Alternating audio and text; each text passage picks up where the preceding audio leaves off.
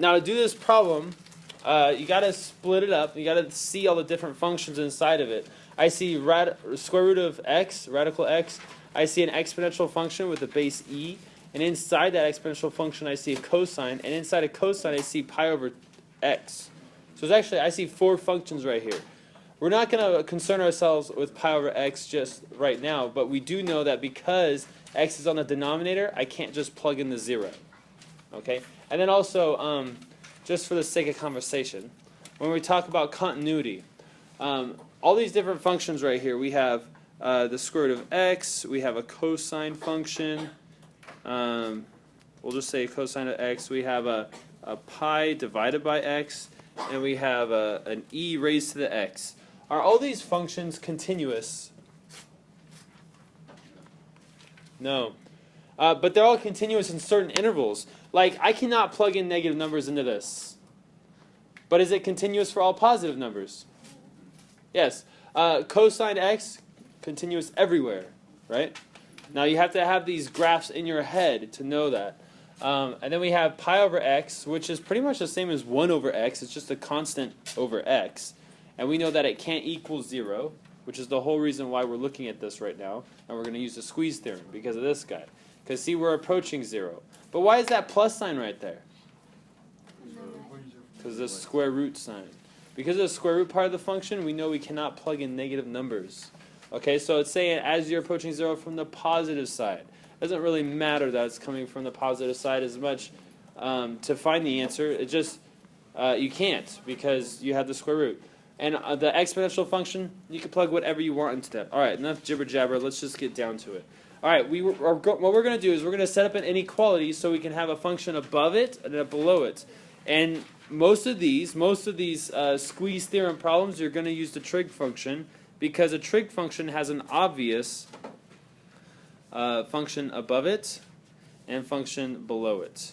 Okay, so I have y equals 1 above it and y equals negative 1 below it. We know that because cosine oscillates.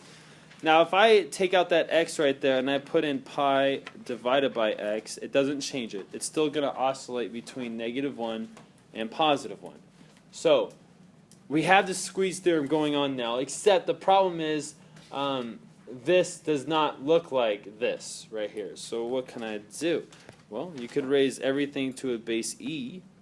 And so now our new inequality is e to the negative 1, which is less than or equal to e to the cosine of pi over x, which is less than or equal to e to the 1. All right, so far so good. We're looking closer and closer to that. Now, what else do I need to do to this inside right here to make it look like that? Multiply everything by the square root of x, square root of x, square root of x. All right, let's rewrite it so it's not looking so sloppy. Now, the negative exponent makes it go on the bottom, so we have the square root of x divided by e, less than or equal to the square root of x times e raised to the cosine of pi over x, which is less than square root of x times e. Now, the squeeze theorem says that if you take the limit of the bottom function, or they call it the lower function, and you take the limit of the upper function, and they equal, then you know what the limit of the middle function is. Yeah? You guys with me? Yes? I'm with you, Mr. Patey. Let's go. All right, here we go. I'm going to erase these guys. I know I'm going to need a space. All right.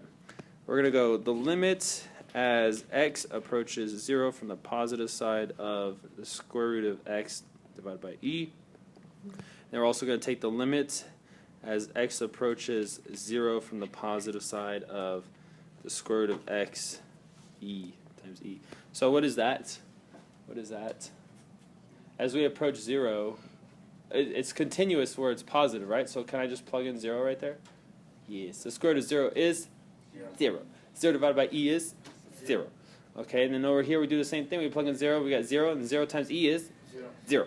Okay, so because they equal each other, we know what our answer is. We know that the limit of the square root of x times e to the cosine of pi over x as x approaches 0 from the positive side, we know that equals 0. And only because the lower function and the upper function equal the same limits? Great question.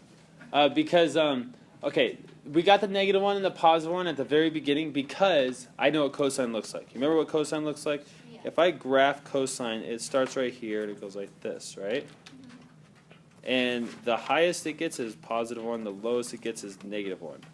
So if you think about it, it's kind of like I have a function right here and a function right here. So there's my upper and my lower function, right? And so that's how I got the negative 1 and the positive 1, because those are the lower and upper functions. That always works for sine and cosine. A lot of these problems you start with sine or cosine and do that.